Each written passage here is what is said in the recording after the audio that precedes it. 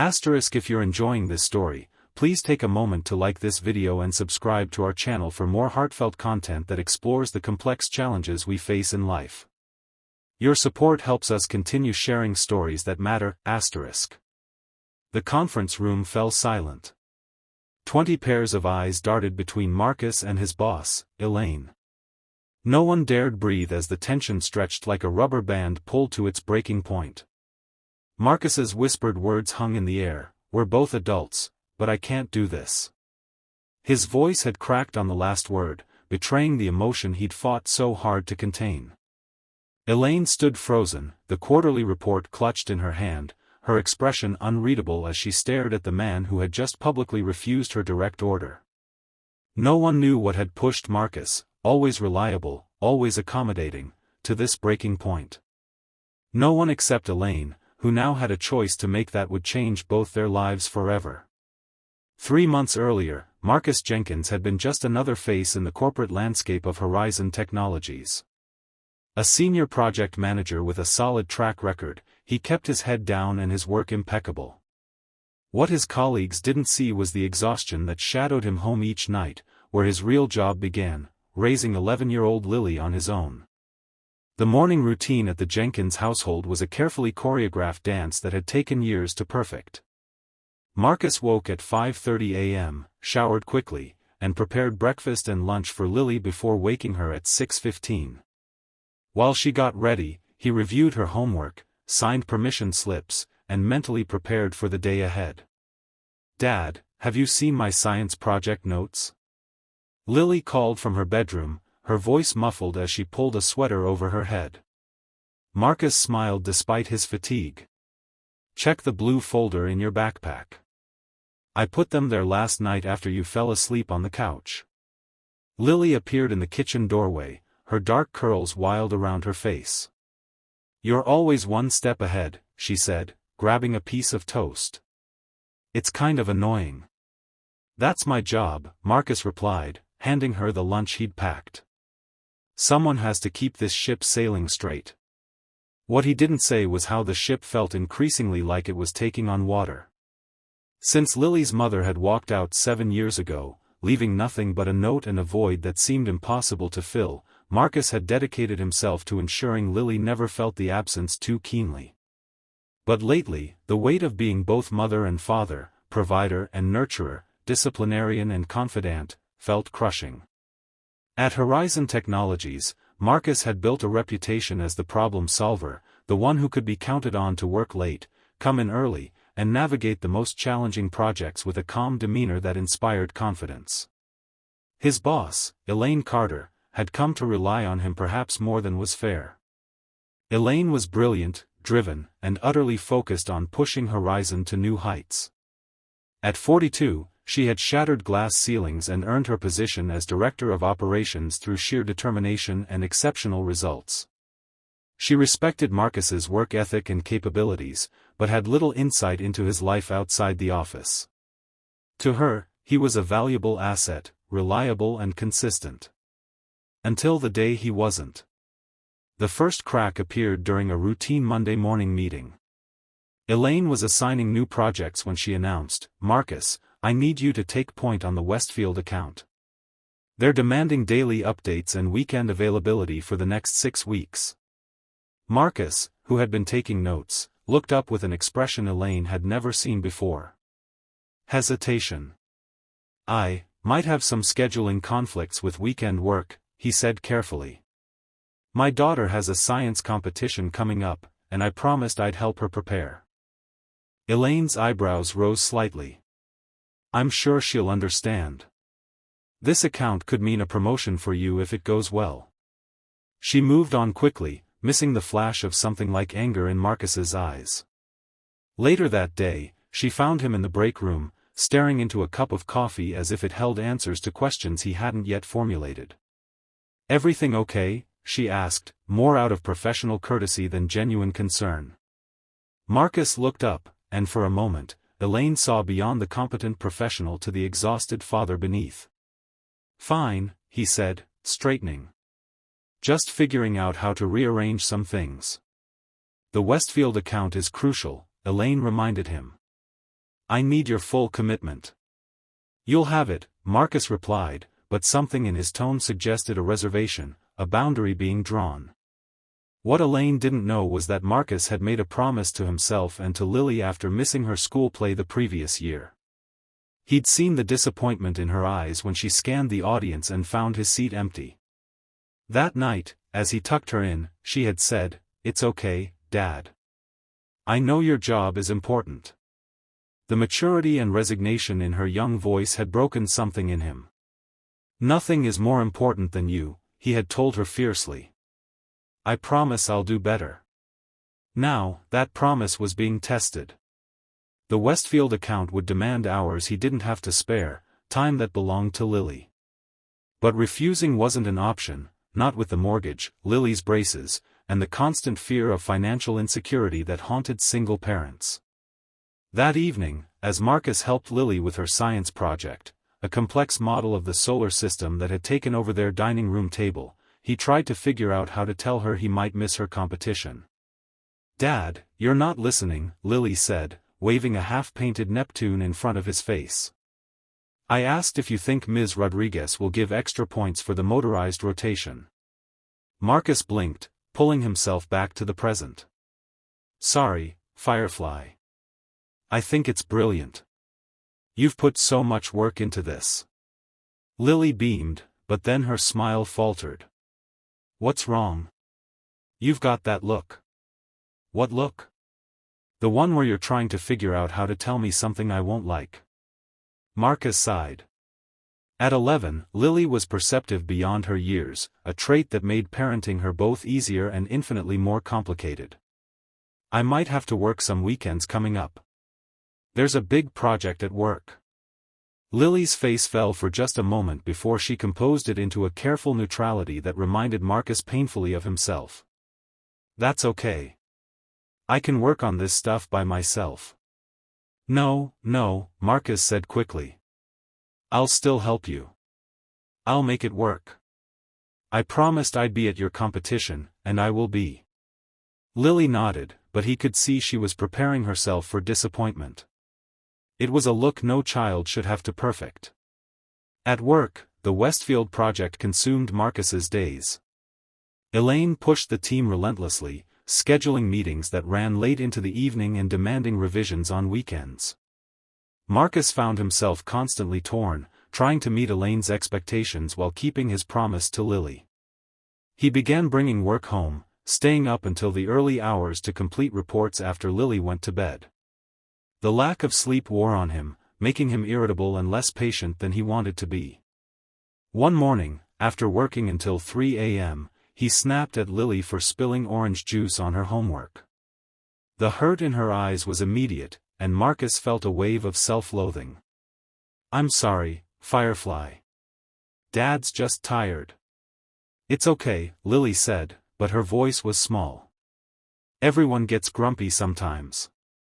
Marcus pulled her into a hug, breathing in the scent of her strawberry shampoo. "Not with you. Never with you. I'm going to do better."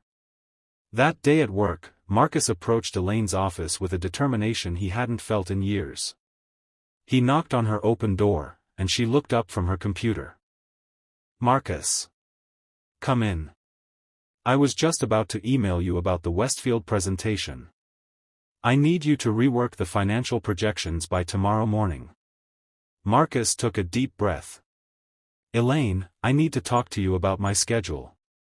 Elaine's expression cooled slightly. "Is there a problem?" "I'm a single father," Marcus said, the words feeling strange in this setting where he rarely discussed his personal life. "My daughter has a science competition this Saturday that I promised I'd attend. It's important to her, and to me." Elaine leaned back in her chair, studying him. "I wasn't aware your personal situation was so demanding. But the Westfield team is flying in specifically for Saturday's meeting. Your presence is non-negotiable." Marcus felt a flicker of anger. "I understand the importance of the account, but I'm asking for 3 hours on Saturday morning. I'll come in early, stay late, whatever it takes to make up the time." "Marcus," Elaine said, her tone suggesting she was speaking to a child rather than a colleague. "We all have personal commitments. But this is your job. The job that pays for your daughter's needs. Surely she can understand that sometimes work has to come first." The condescension in her voice struck a nerve. "With all due respect, Elaine, my daughter is 11. She shouldn't have to understand that her father is missing important moments in her life because his boss doesn't respect work-life boundaries." Elaine's eyes widened slightly at his directness. "I think you're letting your personal stress affect your professional judgment. Take the rest of the day to cool off, and we'll discuss this tomorrow when you're thinking more clearly." Marcus wanted to argue further but recognized the dismissal for what it was. He left her office, frustration burning in his chest. That night, as he helped Lily put the finishing touches on her project, his phone buzzed constantly with emails from Elaine and the Westfield team. He ignored them, focusing instead on the joy in Lily's eyes as their solar system came to life, planets rotating around a glowing sun. "This is the best thing we've ever made," Lily declared, her face illuminated by the soft light of their creation. "It really is," Marcus agreed, feeling a moment of perfect clarity. This moment with his daughter, was what mattered. Not Westfield, not Elaine's approval, not even the job itself if it came to that. The next day, Elaine called him into a conference room where the entire project team was assembled. Her expression was tight with barely contained irritation. "Marcus, the team has been waiting for your input on these revisions for hours. Your unresponsiveness last night put us behind schedule." All eyes turned to him, and Marcus felt the weight of their collective judgment. In the past, he would have apologized, promised to do better, taken on even more work to make up for his perceived failure. But something had shifted in him. "I was helping my daughter with her science project," he said simply. "As I mentioned yesterday, her competition is this Saturday, and I will be attending." Elaine's smile was cold. "Let's discuss this privately after the meeting." The meeting dragged on for 2 hours, with Elaine repeatedly highlighting areas where Marcus's work needed improvement, criticisms that felt pointed and personal rather than professional. When the room finally emptied, leaving just the two of them, Elaine didn't waste time on pleasantries. "Your performance lately has been concerning, Marcus. I've always counted on you to be my go-to person, but lately, it seems your priorities are elsewhere." "My work quality hasn't changed," Marcus countered. "What's changed is that I'm no longer willing to sacrifice every moment of my personal life for this job." Elaine's expression hardened. "That's a luxury many of us don't have. Do you think I got to where I am by leaving early for personal events? This industry rewards dedication." "And what about the cost of that dedication?" Marcus asked quietly. "What about the people who need us outside these walls?" Something flickered across Elaine's face, a brief, unguarded moment that hinted at a deeper story. But it was gone as quickly as it appeared. "The Westfield meeting is Saturday at 10 a.m. I expect you to be there, prepared and focused. If that's a problem, perhaps Horizon isn't the right fit for you anymore." The threat hung in the air between them. Marcus thought of the mortgage, of Lily's future, of the financial tightrope he walked each month. But he also thought of the promise he'd made, of Lily scanning the audience for a father who wasn't there. "I'll be at my daughter's competition," he said, his voice steady despite the fear churning in his stomach. "I can join the meeting by noon." Elaine stood, gathering her papers. "That's not acceptable. 10 a.m., Marcus. Make your choice." Friday evening, Marcus sat at the kitchen table, staring at his laptop screen where an email from Elaine glowed accusingly. "Final reminder, Westfield presentation tomorrow, 10 a.m. Your section is attached for final review." Lily came in from the living room, already in her pajamas, her face scrubbed clean and glowing with excitement for tomorrow. "Dad? Is everything okay?" Marcus closed the laptop and forced a smile. "Everything's great, Firefly. Just some work stuff." Lily climbed into the chair beside him, her eyes serious. Are you going to get in trouble if you come to my competition tomorrow? The question hit Marcus like a physical blow. How did you? I heard you on the phone with Uncle James, she admitted. You said your boss was being unreasonable. Marcus sighed, wishing not for the first time that Lily could just be a child without carrying the weight of adult concerns. It's complicated, sweetheart. But don't worry about it. I promised I'd be there tomorrow, and I will be. Lily studied him with eyes too wise for her years. Dad, I know you always try to keep your promises to me. But I also know your job is important. If you need to go to your meeting, I'll understand. Marcus felt his throat tighten with emotion. Lily, listen to me. There will always be meetings and projects and deadlines. But you only get one childhood, and I only get one chance to be there for it. Some things are non-negotiable, and this is one of them. Lily threw her arms around his neck, and Marcus held her close, breathing in the scent of her shampoo and feeling the steady beat of her heart against his chest. In that moment, he knew with absolute certainty that he was making the right choice, whatever the consequences might be. Saturday morning dawned bright and clear. Marcus helped Lily load her solar system model into the car, careful not to disturb the delicate balance of the rotating planets. The school gymnasium was buzzing with excitement when they arrived, parents helping children set up their projects while teachers moved from table to table with clipboards and encouraging smiles. Marcus's phone vibrated in his pocket, Elaine, no doubt, wondering where he was. He silenced it without looking and focused on helping Lily position her display. Nervous? He asked as Lily adjusted Neptune for the 5th time. She nodded, biting her lip. What if the motor stops working? What if the judges don't like it? Marcus knelt down to her level, looking her in the eye. Then we'll figure it out together. But Lily, I want you to remember something, the bravest thing isn't doing something perfectly. It's trying something difficult even when you're scared. Lily's smile was like sunshine breaking through clouds. Like you're doing with your boss. Marcus blinked in surprise. Yeah, he said softly. Just like that. The competition began, and Marcus watched with pride as Lily explained her project to the judges, her voice growing more confident with each question she answered. His phone continued to vibrate periodically, but he ignored it, fully present in this moment that he'd almost sacrificed. When the winners were announced, and Lily's name was called for second place, the joy on her face was worth any professional consequence he might face. She clutched her ribbon and certificate, bouncing on her toes as she returned to his side. Did you see, Dad? They loved the motorized rotation.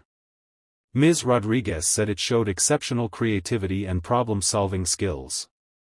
I saw, Marcus said, hugging her tightly. I'm so proud of you, Firefly. So incredibly proud. It wasn't until they were loading the project back into the car that Marcus finally checked his phone. 15 missed calls and a series of increasingly terse messages from Elaine. The final one, sent just 20 minutes ago, simply read, meeting adjourned. See me in my office Monday morning. Marcus felt a chill of apprehension but pushed it aside. Monday would come soon enough. Today belonged to Lily. The weekend passed too quickly, filled with celebration ice cream, a movie marathon, and the simple joy of uninterrupted time together. But as Sunday evening approached, the reality of what awaited Marcus at work loomed larger. You're doing it again, Lily said as they washed dishes together after dinner. Doing what? That thing where you're physically here but your mind is somewhere else, she explained, handing him a plate to dry. Are you worried about tomorrow? Marcus considered deflecting but decided against it. Lily deserved honesty. A little, he admitted. Actions have consequences, and I made a choice that my boss isn't happy about. Lily was quiet for. I'll continue the story from where I left off. Lily was quiet for a moment, carefully placing a glass in the drying rack. Do you think you'll get fired? The question hung in the air, direct and unflinching in the way only children can manage. Marcus took a deep breath. I don't know, Firefly. It's possible. But if that happens, we'll figure it out together. We always do. Because of me, Lily said softly, her eyes downcast. Because you chose me instead of work. Marcus turned off the water and knelt down to meet her eyes. Listen to me. If I lose my job tomorrow, it won't be because of you. It will be because I work for someone who doesn't understand what really matters in life. And that's not your burden to carry, ever. Lily nodded, but the worry remained etched on her face. That night, after tucking her in, Marcus sat at his kitchen table with a cup of tea gone cold, preparing for what Monday might bring. Monday morning arrived with a sense of inevitability. Marcus dropped Lily at school with an extra tight hug and drove to Horizon Technologies with a strange sense of calm. Whatever happened today, he had kept his promise to his daughter. That knowledge steadied him as he walked through the office, aware of the curious glances from colleagues who had undoubtedly heard about his absence from Saturday's meeting. Elaine's assistant looked up as he approached. She wants to see you immediately, she said, her expression carefully neutral. Marcus nodded and knocked on Elaine's door. Come in, her voice called, crisp and professional. Elaine sat behind her desk, immaculate as always in a tailored charcoal suit, her dark hair pulled back in a severe bun. The Westfield file lay open in front of her. Close the door, she said without looking up. Marcus did as instructed and took a seat across from her, waiting. The silence stretched between them, a tactical move he recognized, designed to make him uncomfortable, to speak first, to apologize. He remained silent. Finally, Elaine looked up. You missed the Westfield meeting. I did, Marcus acknowledged. I was at my daughter's science competition, as I informed you I would be. Your absence created significant problems. Richard had to present your section with minimal preparation. The clients were not impressed. I completed all the preparation work, Marcus pointed out. The presentation was ready. I simply wasn't there to deliver it personally. Elaine's eyes narrowed. This isn't about the quality of your work, Marcus. It's about reliability. About commitment. About understanding what's expected of someone at your level. I understand what was expected, Marcus replied evenly. I made a different choice. A choice that could cost this company a multi-million-dollar account. If an account that size hinges on one person being present for one meeting, then we have bigger problems than my absence, Marcus said. Elaine's jaw tightened. This attitude is exactly what concerns me. You've changed, Marcus. You used to understand what it takes to succeed in this industry. I haven't changed, Marcus corrected her. I've just stopped pretending that sacrificing everything for this job is sustainable or right. Elaine stood abruptly, moving to look out the window that overlooked the city. Her back was rigid, her reflection in the glass revealing nothing of her thoughts. Do you know how I got here, Marcus? She asked after a long moment. Do you have any idea what it took for a woman to reach this position in a company like Horizon? The question seemed rhetorical, but Marcus answered anyway. I imagine it took extraordinary dedication and sacrifice. Sacrifice, Elaine repeated, the word hanging in the air between them. Yes. That's precisely what it took. She turned to face him. I was married once. Did you know that? Marcus shook his head, surprised by the personal revelation. 10 years ago. He was a good man. Patient. Understanding. Until he wasn't anymore. She returned to her desk but remained standing. He wanted children. I did too, eventually. But there was always one more project, one more promotion to secure, one more glass ceiling to shatter. Eventually, never came. Marcus remained silent, sensing there was more to the story. He gave me an ultimatum one night. Said we needed to start our family now, or he would leave. A bitter smile crossed her face. I had the Nakamura presentation the next morning, the one that eventually led to my first director position. I told him we'd discuss it after the presentation. He was gone when I got home. Left a note saying he couldn't compete with my job anymore. The office fell silent except for the soft hum of the air conditioning. Marcus felt a complicated mix of emotions, sympathy for Elaine's loss, but also a certainty that he didn't want to follow the same path. "I'm sorry that happened to you," he said finally. "But with respect, Elaine, that's exactly why I made the choice I did. I don't want to wake up 10 years from now and realize I sacrificed my relationship with my daughter for a job." Elaine's expression hardened. "This isn't about my personal history. This is about professional expectations that you failed to meet." "It's about both," Marcus countered. "The expectations you set are shaped by your experiences, by what you've been willing to sacrifice. But I'm not willing to sacrifice my daughter's childhood. Not for Westfield, not for Horizon, not for any job." "Then perhaps, as I suggested earlier, Horizon isn't the right place for you," Elaine said coldly. Marcus had anticipated this moment, had prepared himself for it, but the reality still sent a jolt of fear through him. Single parenthood left little room for financial uncertainty. "If that's your decision, I'll accept it," he said, his voice steadier than he felt. "But before you make it final, I'd like to propose an alternative." Elaine raised an eyebrow but gestured for him to continue.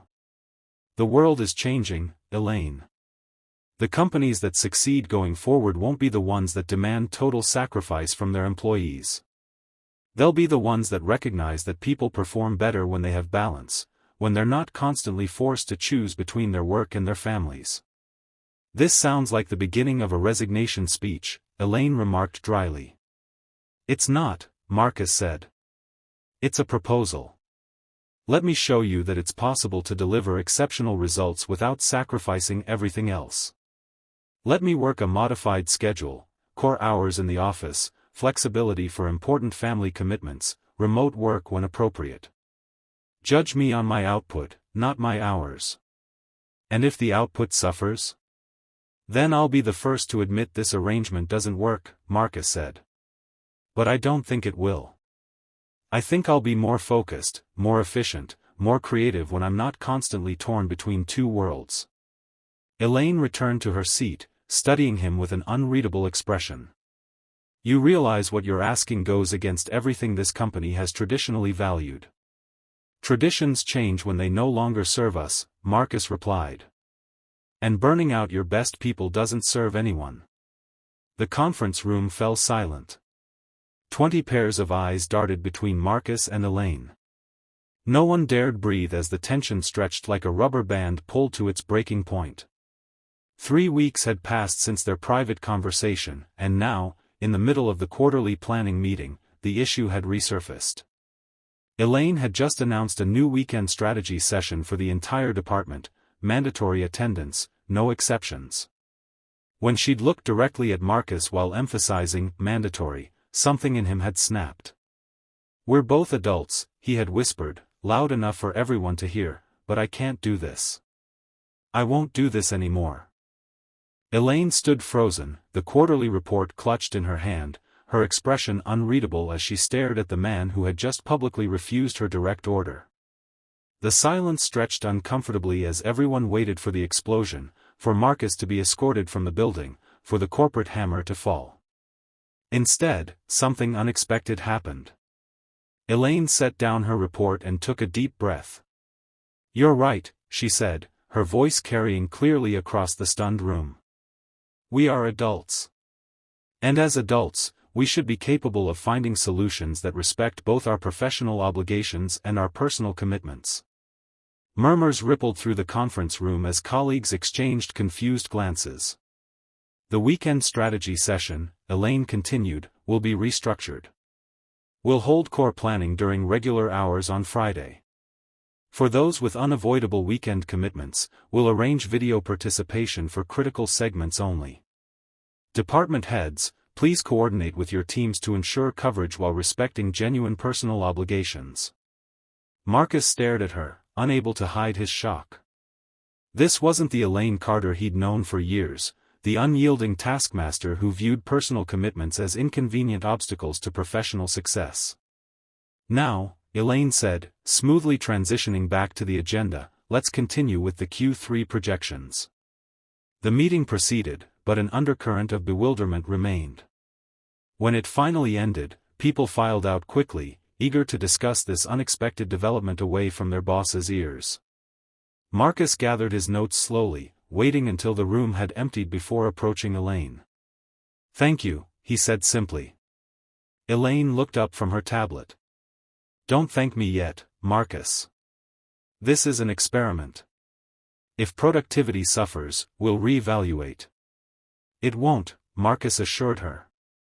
"But I'm curious, what changed your mind?" Elaine was quiet for a moment, organizing her papers with precise movements. "After our conversation, I did some research. Studies on productivity, employee retention, workplace satisfaction. The data was compelling." Marcus waited, sensing there was more. "And," she continued reluctantly, "I called my ex-husband. We hadn't spoken in years." "What did he say?" Marcus asked gently. "He's remarried. Has 2 children now." A flash of something like regret crossed her face. "He said he's happy. That his life has balance. It made me wonder what I've been working so hard to achieve, and what I've lost along the way." "It's never too late to find that balance," Marcus offered. "Perhaps," Elaine said, her professional mask sliding back into place. "In any case, this isn't about me. It's about creating a more sustainable work environment. One that might actually give us an edge in recruiting top talent." Marcus smiled, recognizing the olive branch for what it was. Always the strategic thinker. "Always," she agreed, the faintest hint of a smile touching her lips. "Now, I believe you have a daughter to pick up from school. Something about a science fair award ceremony?" "You remembered," Marcus said, surprised. "I'm trying to pay better attention," Elaine replied. "Go. We'll continue this tomorrow." 6 months later, Horizon Technologies launched its Work-Life Integration initiative, spearheaded by a joint task force led by Elaine Carter and Marcus Jenkins. The program, which offered flexible scheduling, remote work options, and explicit protection for family commitments, quickly became a case study in progressive workplace policies. Employee retention improved, productivity increased, and Horizon began attracting talent from competitors known for their grueling expectations. The Westfield account, far from being lost, had expanded under Marcus's leadership. His ability to deliver exceptional results while maintaining boundaries had earned their respect, and they'd referred 3 new clients to Horizon specifically because of the company's evolving culture. For Marcus, the greatest change was at home. The constant undercurrent of stress had dissipated, replaced by a genuine presence with Lily. He no longer missed her events or helped with homework while distracted by work concerns. Their relationship, always close, had deepened as he became fully available in the hours they shared. One evening, as they walked home from Lily's school orchestra concert, she slipped her hand into his, something she'd been doing less often as she edged toward adolescence. "Dad," she said, looking up at him with serious eyes. "I'm really proud of you." Marcus squeezed her hand. "For what, Firefly?" "For standing up for what matters. For changing things at your company. Sophia's mom works there too, and she said everyone talks about how things are better now." Marcus felt a warmth spread through his chest that had nothing to do with the spring evening. "That means a lot to me, Lily. More than you know." And, Lily added with a mischievous smile, "I think your boss might be less of a dragon lady now." Marcus laughed. "She's definitely evolving. Speaking of which, she asked about your science project for next year. Apparently, Horizon is sponsoring a special award for projects related to sustainable technology." "Really?" Lily's eyes lit up. "I was thinking about designing a solar-powered irrigation system. Do you think that would qualify?" I think that sounds perfect, Marcus said. And I think we have plenty of time to work on it together. As they walked home under the emerging stars, Marcus reflected on the journey of the past 6 months. He had stood at a crossroads, facing a choice between the path of least resistance and the harder road of challenging an entrenched culture. By choosing to fight for balance rather than surrender to impossible expectations, he had not only transformed his own life but helped create ripples that were changing others' lives as well. Sometimes, the most powerful words weren't grand declarations or inspirational speeches. Sometimes, they were simply the quiet truth, spoken with conviction: "We're both adults, but I can't do this." Words that acknowledged reality while refusing to accept that things couldn't change. In that moment of vulnerability and strength, standing his ground while respecting the humanity of those around him, Marcus had found a way forward that honored all parts of his life. And in doing so, he had helped others, including Elaine, begin to find their way as well. If this story resonated with you, please take a moment to like this video and subscribe to our channel. Your support helps us continue sharing stories about finding balance, standing up for what matters, and creating positive change in our lives and workplaces. Remember, sometimes the bravest thing we can do is simply acknowledge our limits and ask for what we truly need.